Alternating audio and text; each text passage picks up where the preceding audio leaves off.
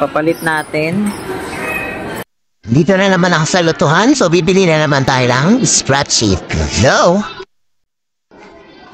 Pabili sa Money Tree. Thank you so much. Wala tayong coin, kaya gagamitin natin is susi. So let's go, kiskisin na natin. Itong Money Tree is, ito yung titignan mo mga price. Kung ano yung meron dito, dun yung pinaka-price niya. Pag dalawa yung ganyan, dalawa itong jewel na yan, 100.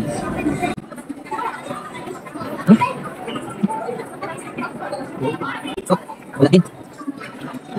Dalawa-dalawa dapat para meron eh. Owl dalawa. Ay, meron 20. Kasi itong owl dalawa, 20 pesos. Isa. Owl. Oh. So, dalawa yan ito. Kung tatlo sana. Ay, kung tatlo siya, 1,000. Sayang.